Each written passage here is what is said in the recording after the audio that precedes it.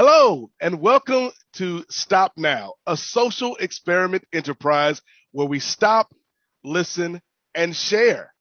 I am Nate, one of your hosts, and as you can clearly see, I am joined by a wonderful group of people this week for what I'm sure is going to be an excellent, interesting, and entertaining conversation. So, without any further ado, let me introduce uh, my co-hosts, I guess.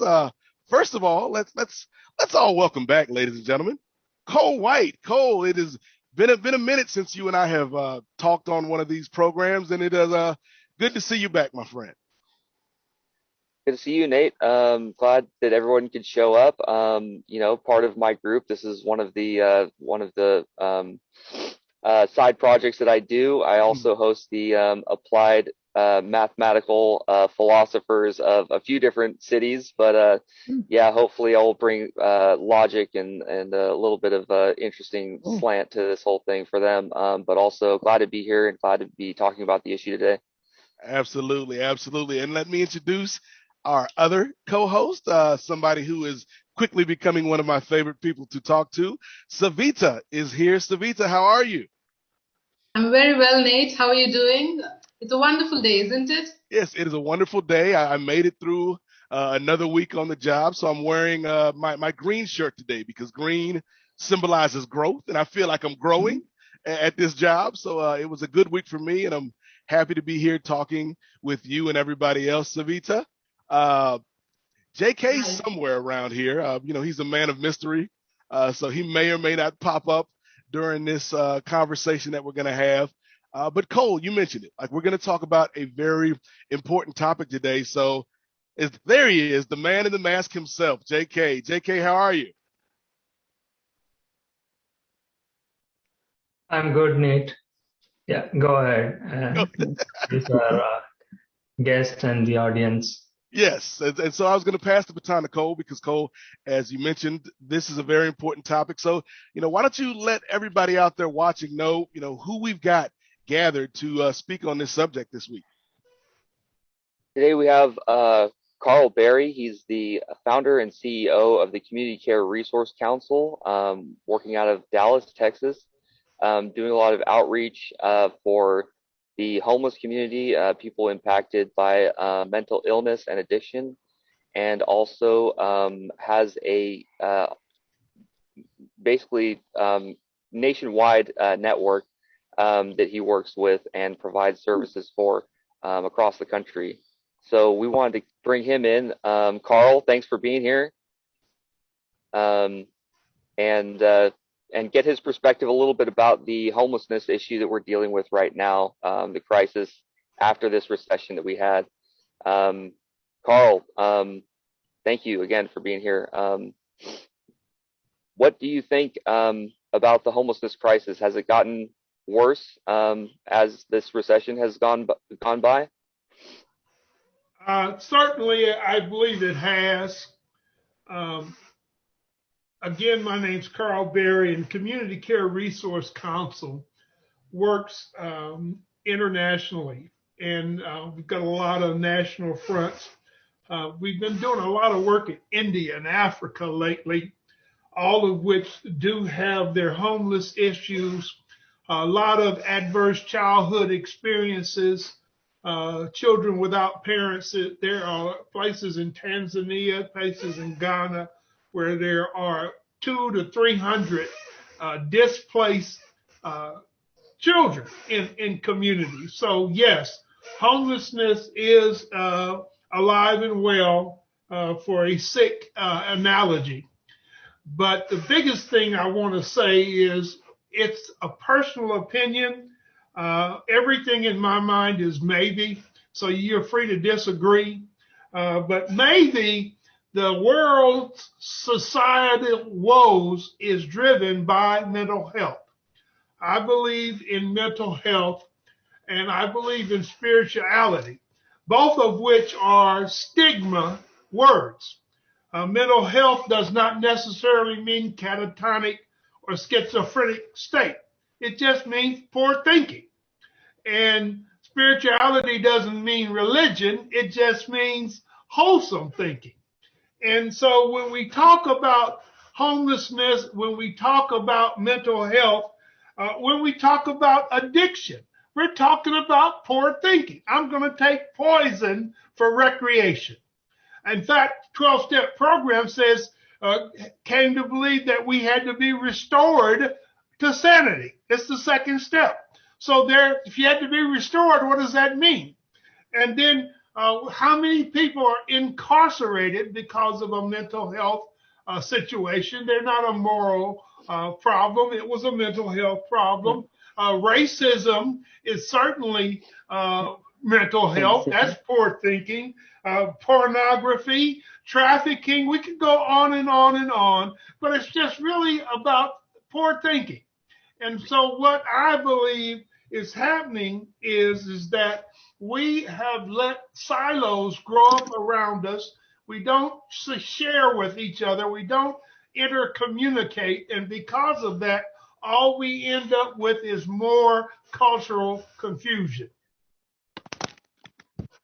So you're a proponent that we of the idea that we should get back to the village in which we're all collaborating, communicating, and all have a say in our community, or maybe even a vote in our community. Are you a proponent of this type of collaboration within the community, or what is the solution you would say? Absolutely. Yeah. Absolutely. My solution, I believe, is communication. I went to a place years ago that I'm now comfortable in, but I arrived there a racist. And I was a racist because it was a choice of Malcolm X or Martin Luther King when I was a youngster. And, Malcolm said they were white devils. And Martin said that we had to worry about peaceful solutions. And once we started talking to each other, we found out that maybe everybody has a point.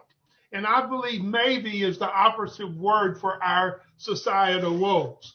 Maybe if we talk to these people and find out why they're racist, why they're involved in trafficking, what happened to them that made it think it was appropriate, why do you think and feel like you do? Our feelings are not our friends.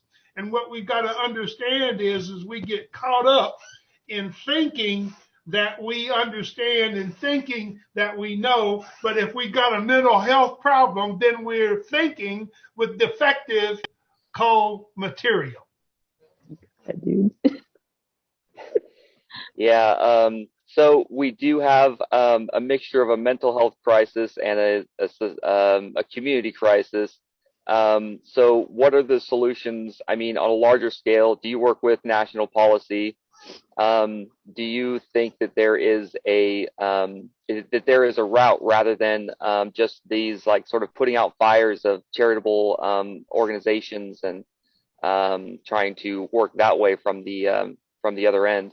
Do you think that there is a national policy issue that should be raised? Well, I don't know if it's putting out fires, Cole, as much as it is maybe lighting fires. Like I said, from my racist perspective, I came out of 9/11 with some real bad thinking as it came to people of a certain race and culture. And now I'm finding out those very same people are some of the most loving, caring, and giving individuals, regardless of a religious persuasion. And what we're finding out is that we have misunderstanding, which is, again, lack of thinking, good thinking. We misunderstand, we misinterpret, we miscommunicate. There is no integration in thoughts in the society. I work with an organization, the Critical Dialogue out of India, and they have some platforms. One is about education. They believe that we need to not lower the bar on our education, but raise the bar no matter how challenged or deprived the student is. They deal with cultural empowerment issues, particularly with women, and that the glass ceiling has long been a problem. And sometimes it's the people that are holding the ceiling up that's the problem, but it's also sometimes the people that are trying to break through the ceiling that's the problem. Sometimes I'm saying that I am my worst enemy. It's my thinking. I was a drug addict from the time I was 14 until I was 42 years old. And you know who the last person that took me to the drug dealer was? His name was Karl. I was the one that got me in trouble most of my life. And most of my life, there were two dogs, a good dog and a bad dog. And whichever one I felt fed the most was the one that won out. And so I had to understand that it's my thinking, it's me that is the ultimate problem. Flip Wilson said, the devil made me do it. And the devil's name was Karl. Now, some people, Karl, have more of a mental health issue than I think you may have dealt with. Some people, it isn't a matter of thinking simply positively or negatively. It's a matter of a very severe kind of genetic or maybe societal result that is in their mind. It's not about thinking positively anymore. They can think as positively as they want, and still be suffering the effects of their own suffering the effects of racism from the other end, or suffering the effects of sexism from the other side, or the effects of even mental health stigma, for being depressed, for being hunched over and looking at the ground all the time. What do you think that is the necessity for their case when thinking positively doesn't necessarily work? And do you think that there's some sort of outreach that needs to happen that we're missing in society, or do you think it's just a charitable sort of cause? Well, sometimes people think when you disagree, it's being negative. But I just believe I personally believe there's a thing is called perspective. And so my perspective is still the same. I believe that mental health is health. And so a lot of times it's the most simplistic things that are platforms to mental health, even if you are severely challenged, catatonic states, schizophrenic. A lot of that still deals with acting your way into right thinking. A lot of it deals with drinking plenty of water, getting plenty of sunshine, and doing the things that will make life better. No, is that going to solve the problem? No, but I deal with Andrew Calhoun. I deal with many of these brain health specialists, and all of them say the same thing. It's not just about finding the right cocktail. It's not just about trying to check the things off the box to diagnose what the problem is. It's about learning how to accept what the problems might be, learning that the problems that people are having are sometimes inflicted by people around them. So yes, they're not all self-inflicted. I agree with that. But I still believe that mental health is health, and sometimes the solution is simplistic in nature. I had to learn myself that COVID, I did a program called Sheltered Minds, and social distancing and stay-at-home protocols destroyed mindfulness. I went from my office to my recliner to my kitchen to my bed. I stopped going to the gym. I didn't get outside in sunlight. I didn't drink water. I drank Dr. Pepper. And all of the things that I was doing contributed to the problem. It didn't make a difference how severe the problem is. What is contributing to the problem is something that we have to do. And I don't mean to downplay that there are people that have severe problems, because they do. But a lot of times the severity of the problem can be diminished by the input of those people that are around each other and those people that are talking and those people that are innovative rather than those checking off the boxes and prescribing medicine as soon as you show up. Mm. So, how do you propose that we start talking? Because sometimes these city council meetings or these neighborhood community association meetings can be quite vitriolic, or somebody stand up and then the rest of the crowd just boo them. I've been to some community or meetings that have been pretty contentious, just over the topic of homelessness. And people are pretty binary and polarized in either direction. How do you suggest that we start talking? First of all, the first thing I suggest is we preference what we're about to say. A lot of times we will blurt out what our thoughts and our feelings are. And I told you our feelings, I don't believe, are our friends. So what we've got to say, this is not going to be popular. Mm-hmm. I don't necessarily even believe I'm right, but I think, and therefore I am. And so here's what I'm going to say. Don't hold this against me. It's a perspective. It's not a negative viewpoint. It is simply a viewpoint. And that's the things that is happening at these city council meetings. That's the thing that are happening at these religious discussions. That's the thing that's happening in the psychological and psychiatrists and the world of thinking. And we don't talk to each other. I don't talk to the people that I don't like. I don't like what they stand for because they burn crosses. But then again, I need to find out why they burn crosses. What happened to them? What made them think that way? I need to understand that for years I thought that, let's take racism. I thought that the white man was smarter than me because my skin was a certain color. You guys did programs because see, we're all victims of our ancestors' ancestors. So what was thought to be true 500 years ago, we've discovered is not true. There's a thing that they call epigenetics, and epigenetics is saying sometimes it's in our DNA that the misthinking that we have is problematic.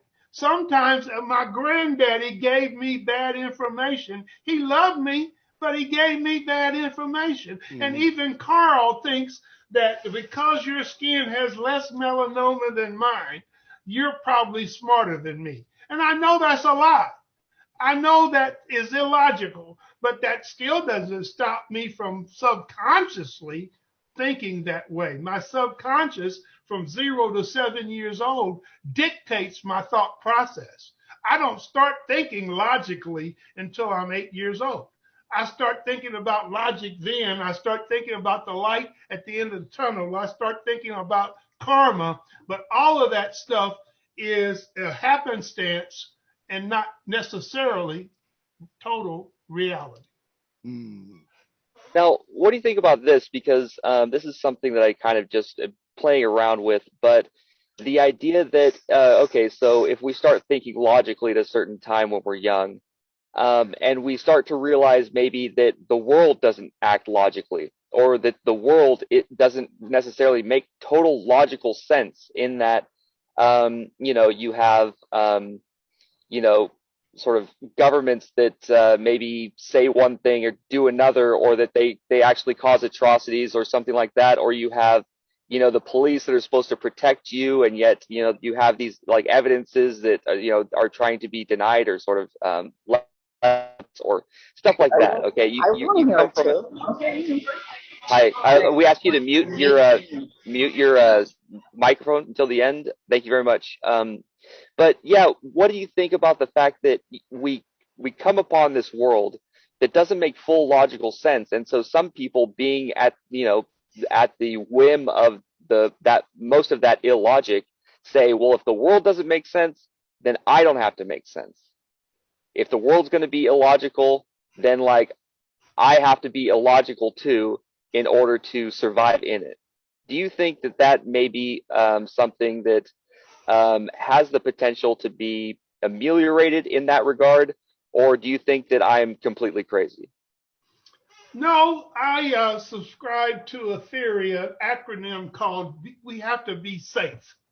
SAFE for me is an acronym which stands for spirituality and faith empowers. And I'm not talking about religion. I'm talking about intelligence and intellect. One of the reasons I take medication. I ate Jello before this show to put it on top of my ibuprofen that I had to take because I had to take my mental health meds. And my mental health is because I am so intelligent that my mind can fool me. See, an addict is living with an undercover agent. An addict takes drugs to get serotonin and dopamine, but guess what? Their mind craves serotonin and dopamine. So that means I'm living with an undercover agent. And what I mean by that is let's look at Black Lives Matter. Black Lives Matter is a perception from many different points of view. If you go to Wikipedia, I like Wikipedia. If you go to Wikipedia, Wikipedia says Black Lives Matter is about killing and racism among people of authority like police officers. And that Blue Lives Matter was about killing people that were cops. But what the thing is that some people think the solution to Black Lives Matter is all lives matter, but that's not the discussion. That's the misinterpretation of the discussion. We've got to understand what's it really all about and then realize that we are smarter than most people will give us credit for, and that intelligence is also part of the problem. Because like with the drugs, my mind told me I needed to go get that stuff. I would wake up at 10 o'clock and I'd go to the dope house or the liquor store, not because I wanted liquor, but because it was 10 o'clock. And that's what I did at 10 o'clock. So I guess what I'm saying, Cole, for me, it's about being introspective. I got to look at myself. I can look at the world around me, and I can look at all of the other causes, but most of the causes is the way I respond rather than to react. I've got to learn how to come up with the proper response rather than to react, because reaction is when I think worldly. Reaction is when I want an eye for an eye and a tooth for a tooth. And that's reactionary. But what I have to learn how to do is to respond and to understand that proper response is better than negative reaction. And a lot of times, if we can come out of these silos, out of these racist silos, out of these pornography and trafficking and addiction and all of these other places, the stigma behind mental health, and come from out from under that and have people that, I know a guy that goes down to the homeless people twice a month. He goes down there, he takes a table, he sets up and eats with them and then shares with them for 3 to 5 hours twice a month. He knows their family heritage. He knows what kind of meds they take. He knows what kind of history they've got in the military. He is interacting with an association with. And I believe involvement is one of the things that we miss on planet Earth. We're not involved with each other. We're involved with people that think like us. And then people that don't think like us, we assume we know what Black Lives Matter means. But do we? So, yeah, I have been reading this book. It's actually called The Art of Logic in an Illogical World. I don't know if that's backwards or not, by Eugenia Chang. And she actually talks about the Black Lives Matter misconception, basically, that someone's saying that someone says Black Lives Matter, and then another person says Blue Lives Matter. Well, they're not talking to each other, first of all. They're talking on placards or signs. So they're not communicating. And also, when one person says Black Lives Matter, another person says Blue Lives Matter, or another person says All Lives Matter, those aren't in disagreement. Do you know what I mean? That one person, if one person says Black Lives Matter and another person says Blue Lives Matter, well, I think that they're both sort of agreeing that, when one person says Black Lives Matter, they're not saying Blue Lives don't matter. That's not what they're saying. Or when some person says Blue Lives Matter, they're not saying Black Lives don't matter. Although it sounds very much to us like they are saying that, but we're putting them into a false perspective. And when somebody says All Lives Matter, well, then I think we're all in agreement that it's true, all lives matter. But that the term Black Lives Matter, the fact that it needs to be said is something that is what is sort of harping on our minds, that the fact that it even needs to be said, and also that it's being buried almost underneath all these other things. But everybody has concerns. But say it ends up falling into something like this. It's a diagram about these false dichotomies that people are put into just by, if someone says Black Lives Matter, then the other person feels like, wait, here, hold on. If somebody says Black Lives Matter, then the other person feels. You muted. Uh-oh. You got muted, Cole. There you go. There you go. Somebody says Black Lives Matter. Another person hears, well, only Black Lives Matter. They put them into a false dichotomy. And then when they hear that Black Lives Matter, they hear that some lives don't matter. And so they want to say all lives matter. And then when we hear all lives matter, we hear that Black lives don't matter. You know what I mean? Because of this false dichotomy, these binary and polarized thinking that we're forced into while thinking illogically. What do you think about logic being the sort of the linchpin, or the sort of a saving, a point of saving this whole thing? Do you think it might work? Is it part of your good thinking? I agree with you 138%. You're actually helping make my point, because you use the T word, thinking. Remember, I said mental health is bad thinking. You talked about sounds like. You talked about the dichotomy. And somebody thinks there's a problem with Black lives and blue lives and all lives, and there's not a problem. That's just what you just said. It's in our heads. It's our thinking.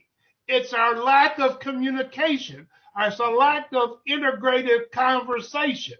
It's a lack of honesty, open-mindedness, and willingness. It's a lack of understanding the dictionary. So much confusion between hope and wishing. People go to the 7-Eleven, they buy a lottery ticket, and they hope they win, and that's not hope. Hope is when desire meets expectation. Hoping they win is wishing. That's not hope. So we've got to understand that we don't have the correct definitions. And guess what? If we have the wrong definition, how can our thinking help but be impaired? Yeah, the false dichotomy thing is almost like trivial equivalent to somebody saying, I like Mozart, and another person saying, well, I don't really like Mozart. And then the first person then going, well, why don't you like Mozart? I mean, does that mean like that I'm wrong for liking Mozart or whatever, or something like that? That basically somebody says, oh, I don't think Mozart's very good. And then somebody like takes offense to it, almost as if they feel like they're offended because they like Mozart or something. Whereas music just hits the ear to people, you know what I mean? People react kind of like, basically to music. I mean, who knows, there's been a lot of studies, but like why we like the music we like is just, it's arbitrary, and to take so much like personal stake in it, it's almost like we are controlled a little bit politically as well. We don't know why, and so we take a lot of stock in these political beliefs, but the fact that we don't know the base foundation of them means that we get angry when people contradict them. We wouldn't get angry if we knew the whole reason why. Do you know what I mean? Anyway, this is me going off. This is me going off. But I think we're on the same chart with the good thinking thing. Now, there have been certain issues or certain concepts raised, like neighborocracy. Can I jump in and ask a question? Tabitha, please. To speak as well. Perfect timing. Perfect timing. Thank you. Yeah, thank you, Cole. I thought it's not going to stop, so I thought I'd have to jump in here. Yeah, thank you, and sorry. So, Karl, I'd like to just know about your organization and your work that's been doing on this for all your tenure. CCRC, how do you say about it? You said you're going to have new projects in India and Africa and all that. What has been the project that you've done so far? One of them was a learning aspect that says Teacher to Master. And Teacher to Master is a program that is meant to combat education that took place during COVID. And everybody pointed fingers at everybody else. The school board pointed at the teachers, the students pointed at the teachers, and the parents pointed at the teachers. And the key issue is this. Pedagogy was driven in the past by one teacher teaching multiple subjects to multiple age students in one class. And they had to individualize the teaching and the training. And so now what we're trying to do with Teacher to Master is to get teachers to understand that we don't want a lesson plan that tries to teach the same thing to everybody, but we want to convince the student that they care. They want to convince the student that I want to reach you, I want to deal with you, I want to help you. I spoke to Dallas Workforce Solutions, and there's a workforce solution in every major city in the United States, over 100,000 people. And one of the things we talked about was in Dallas, there are 459,000 people without a high school education. And the reason they don't have that education is multiple. Adoption and foster care is one of the biggest things in the United States. And I just did a program for Texas Health and Human Services on that subject. So to answer your question, I think we've got to agree to disagree. What we deal with is trying to deal with helping other people. I have a program that is aimed at recidivism, lowering returning citizens rates. And in that program, I've got a guy that has created an app, and he's created 3 different penitentiaries that are allowing the prisoners to do coding and let the money go not to the prison, but to the prisoner. And so when he's released, guess what? He takes $5,000 to $10,000 with him, and he's got a job waiting on him because he's been coding for 3 years. So again, what we try to do is to attack the norms of society and find out what we can do, how we can communicate, and what we can do to overcome the traditional barriers that have always been in the way. And those barriers mostly centered, unfortunately, Savitha, around money. They don't want to give me money. I deal with awareness. What I do is I do events that are designed to impact, inspire, inform, and improve. And they don't want to give me money for that because data can't be analyzed. They can't do what they call evidence-based thinking. But guess what? It's only through thinking that people are going to change. So you asked me a question, and I went around the corner and down the block and back to tell you. But in the end, I think it's important to impact thinking. I think that it's important to do awareness. In addition to doing an event every other month, I have a weekly radio and a weekly TV podcast. So if you do an event with me and you are really good, I'm going to come back to you, Savitha, after we finish this thing on recidivism. I want to interview you on the TV show. Oh, sure. Why not? Yeah. I would be able to talk about mental health. I had some, I would not call that issues. Maybe, I don't know if it's a taboo to talk. Maybe after my babies, we had the postmortem and the kind of the depression, the lows and the winters, how it is. You rightly said about the sunshine. We have to take the vitamin Ds and things like that. So when this topic is seen as a taboo and homelessness, of course, we have other audiences also this time. I'm surprised that do they want to introduce themselves or talk about it, or what they expect from this show? I didn't We get have the question. Sagar. What's the Michaela. question? I'm just asking if there's audience are going to talk or going to say hello or what they feel about this topic. Oh, okay. Yeah. Otherwise, Well, we were kind of we didn't get to the Q&A yet. I guess we can do that whenever you want. But yeah, we were sort of just finishing up with Karl until we get to the Q&A, and it looks like everybody's pretty much stuck around to maybe ask a question or just to see where the discussion's going. So we may want to get to that. Okay. Karl, what do you think? You want to answer a little questions? Well, I just want to bring up one thing. Okay. And then I think it's time for some questions because I'm tired of talking. I don't like listening to myself because I realize this fool named Karl can get in the way of Karl. There's a thing in therapeutic psychology called motivational interviewing. Motivational interviewing is to try to lead a person to make critical thoughts and decisions and not try to influence their thinking. So I ask you, what do you think about sunshine? And then you say, well, I think it's orange. The sun comes up in the morning and the sky is orange. But what happens if it's cloudy? It's going to be gray. But I don't argue that point. So I repeat, oh, so you think the sun is orange. Okay. And what does that do? That exudes trust.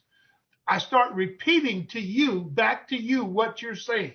Repeat back to you what you're thinking. Let you know that I hear you. I see what you say. And then rather than to tell them the sky is gray, what I do is I tell them, I said, well, let me ask you this. If it's raining, is the sky still orange? Well, they got to stop and think now. I'm not interviewing or putting out there my thoughts. I'm just asking you to think. And I think that's what we need to do in today's world. I think we need to look at trying to convince people, number one, that I'm hearing you, I'm listening to you, and then ask you, what do you think?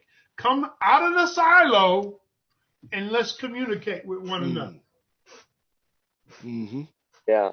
I think the problem with our interview is that we agreed upon so many things despite being from such a different backgrounds. Yeah, I appreciate you being here. Let's see if we can. If you want to answer some questions, I can answer some. I mean, I've been talking with Karl and one of his therapists that he has. Rusty McClen, I believe is his name. That's him. And just a great guy. And you know, I was really kind of very skeptical of this positive thinking thing. And you know, turned out that Rusty talks about how we are all basically adrenaline junkies, and that our minds focus on things that will reinforce our need for adrenaline rather than the things that will calm us down and ease our minds. So that basically we become these story junkies. Basically, we're looking for a very exciting story, whereas we're keeping ourselves very anxious and nervous when we should be doing things that keep us more, you know, sane and calm.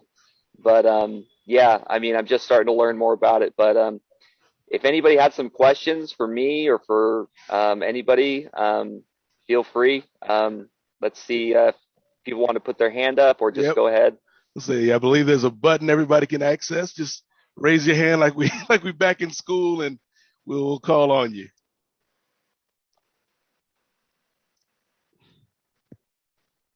I have a question.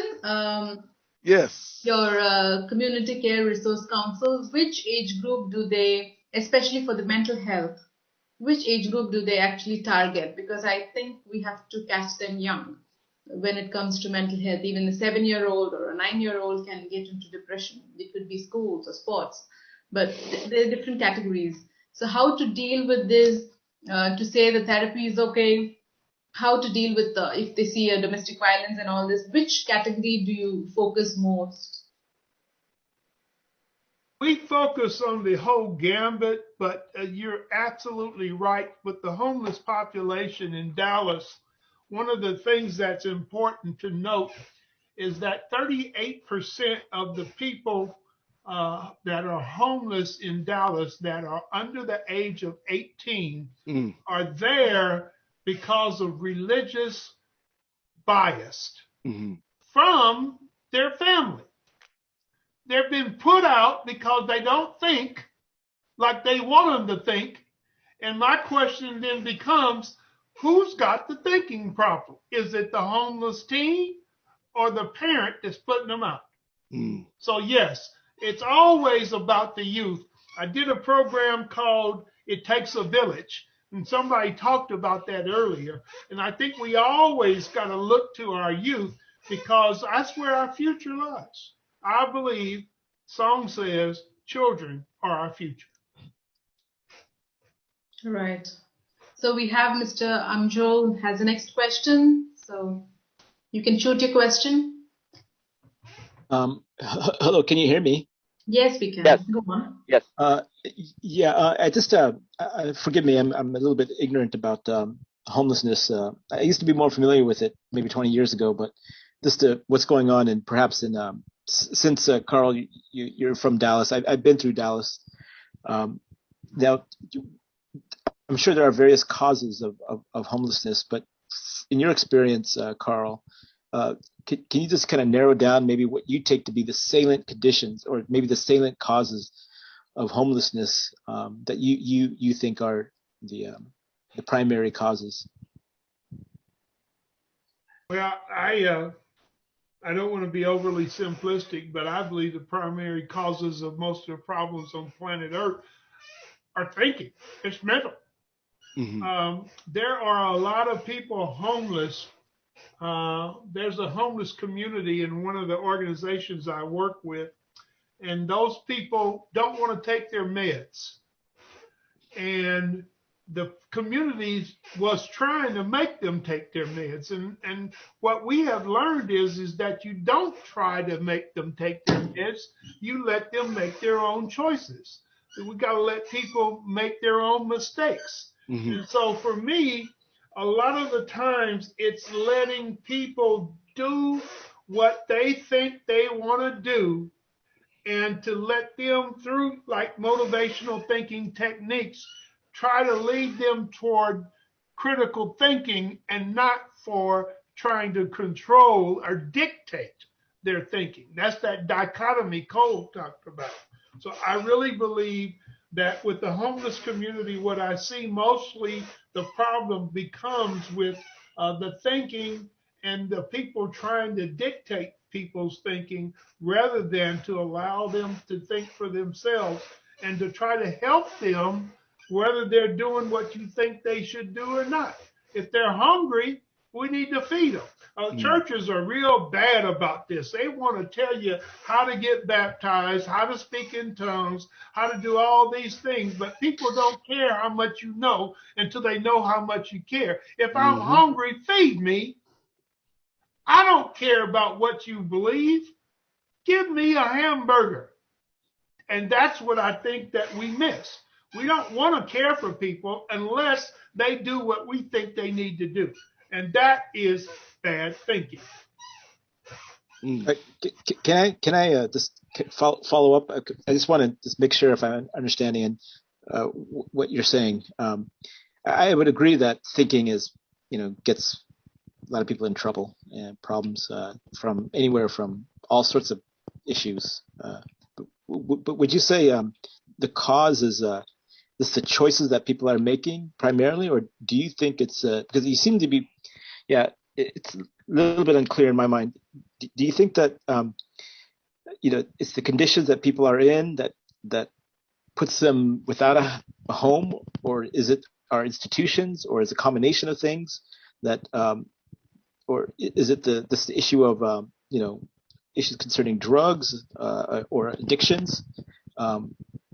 So I would agree with you that thinking is such a it's a necessary condition, for people to be somewhat healthy. But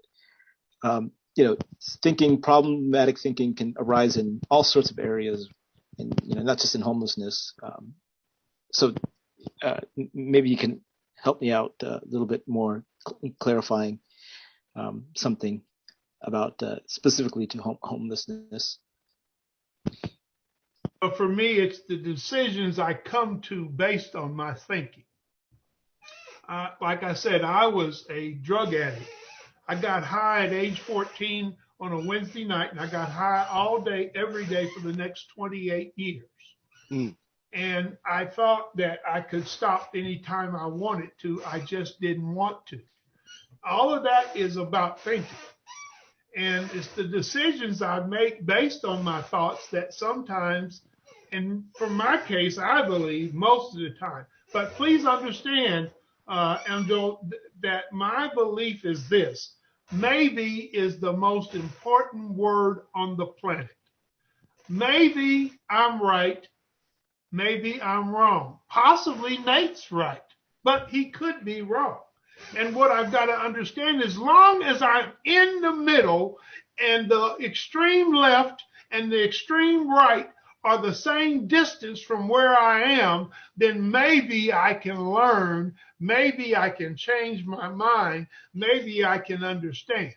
What we get caught up with is being right. And being right is not all it's cracked up to be. That's my personal opinion. And I may be wrong. As we talked about a couple of weeks ago, Karl, on a previous episode, I believe we had this discussion, Savita. Like there's also a difference between being right, being factually right, and also being just. Like there can be a difference in that. Right, and also they could be, you say thinking. It also means maybe awareness or lack of ignorance and things like that.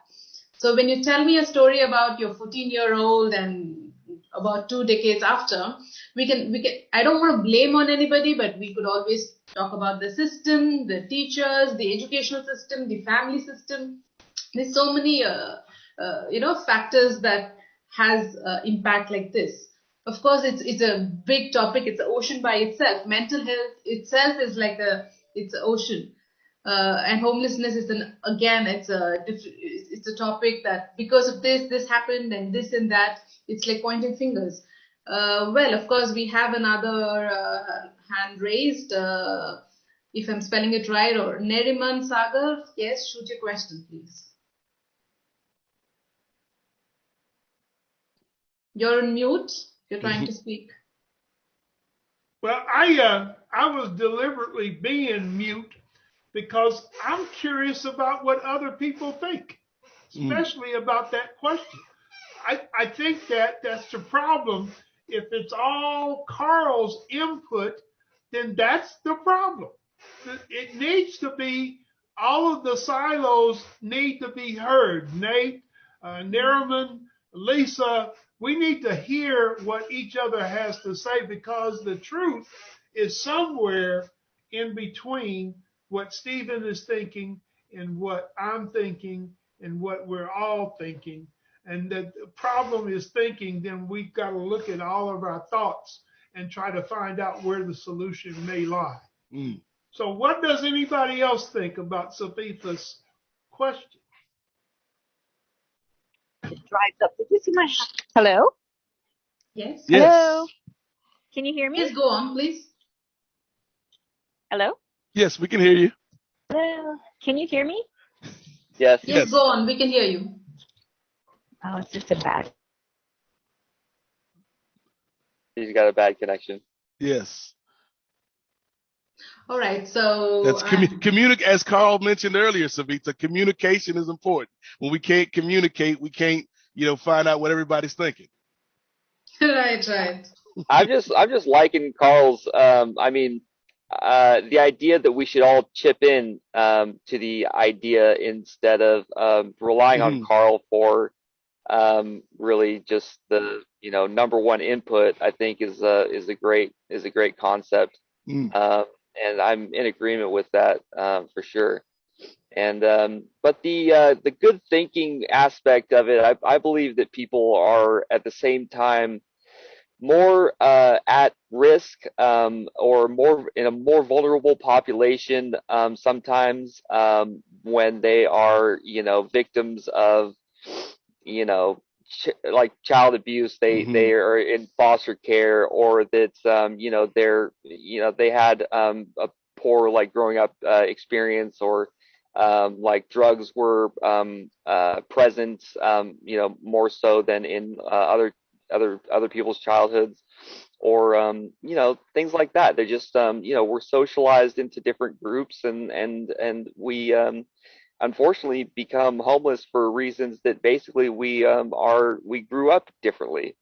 And I think that we should be accepted for being who we are, rather than necessarily being told to think more positively or differently, and so to change ourselves all the time. I think sometimes these people who are in a position or more vulnerable positions, and people who are experiencing houselessness, sometimes are the most creative individuals in society.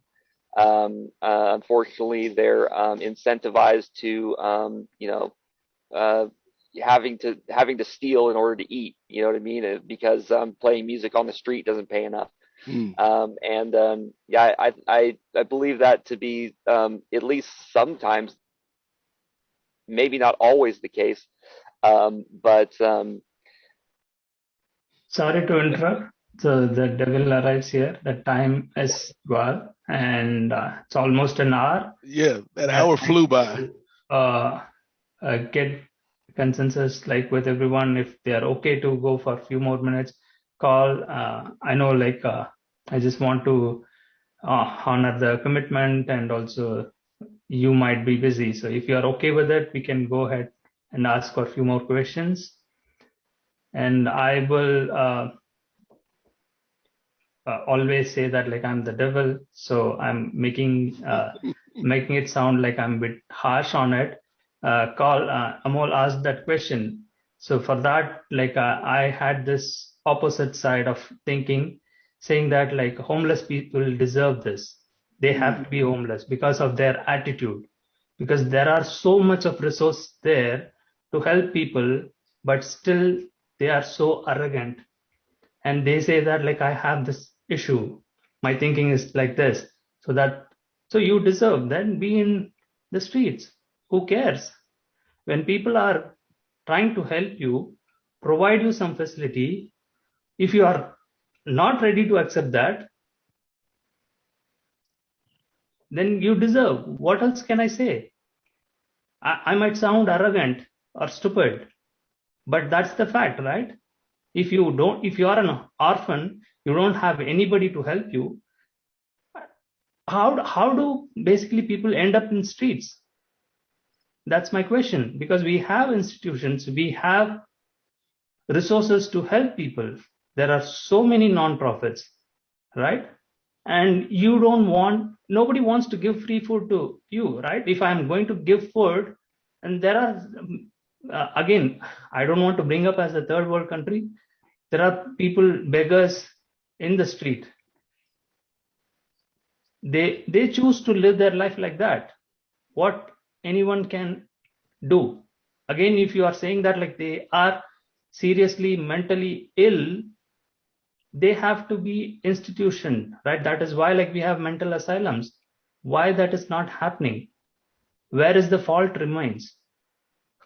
Can we address those things rather than superficially, hypothetically discussing and saying oh, it's all about the thinking? everybody damn has the same kind of thinking, right?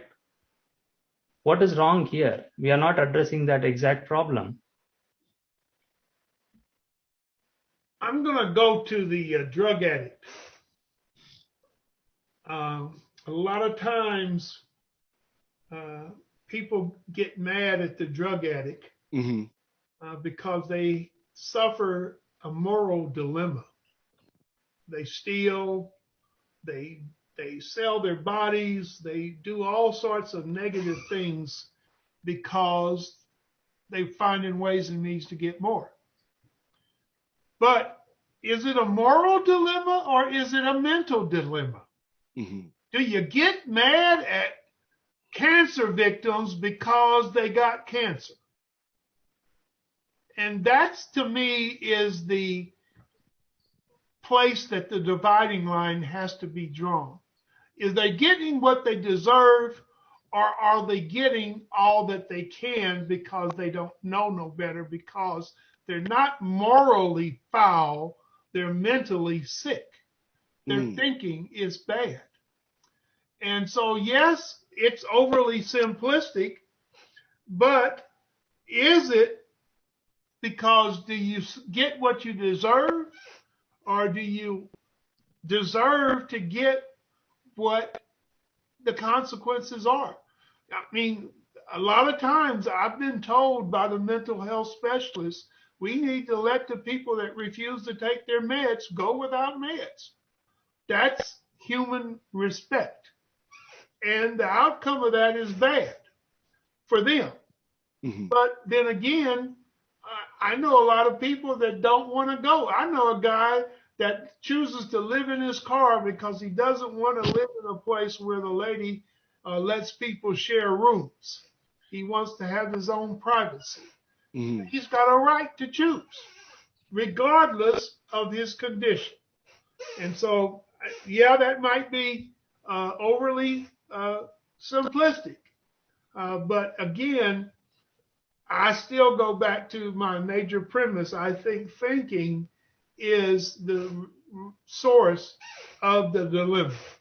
We've got to look at the way we think, even if the way we think is they get what they deserve. We've got to look at that too. If I could just jump in really quick, unless Joel, you wanted to, if you had a question you wanted to ask. No, go ahead. No, go ahead. Go ahead, Cole. It's okay. I'd rather hear what you have to say.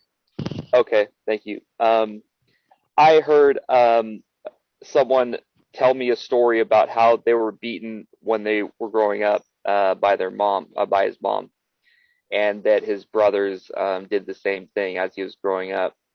And his brothers were addicted to heroin, and he, like suffered the, emotional and physical abuse growing up.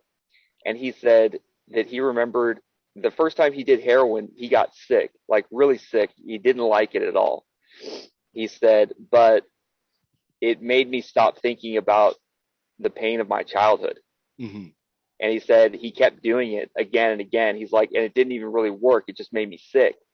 But it was another pain on which to focus that could distract from the other pain. And then, of course, it started becoming more and more enjoyable.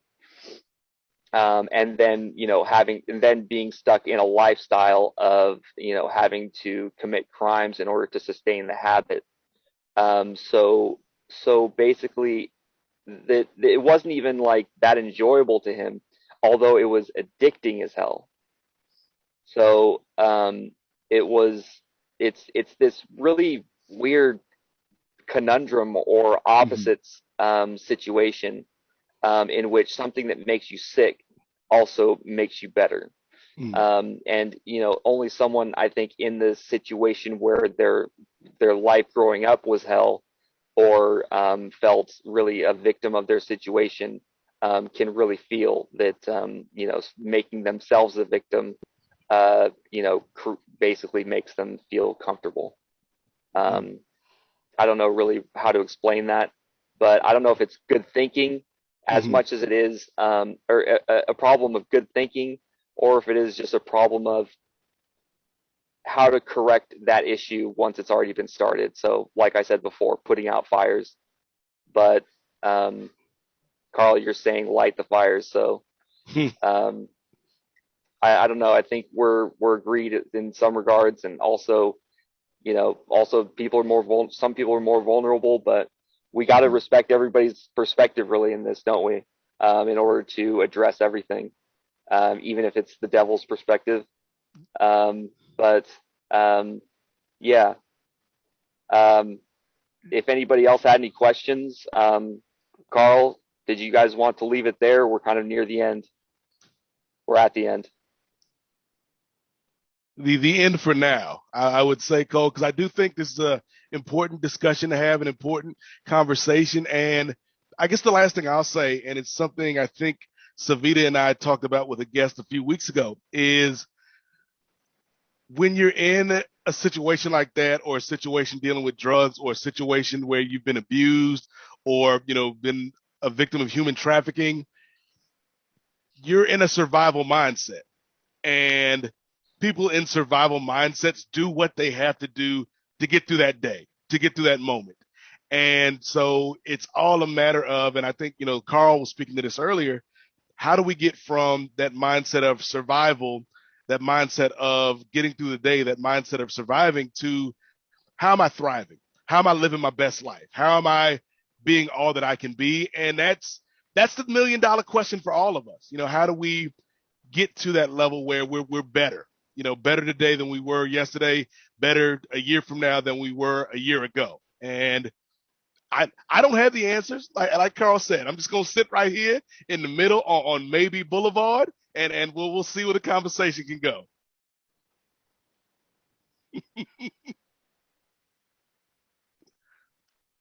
All right. So if anybody else have any final thoughts? Savita? Yes, I was in the mute, sorry.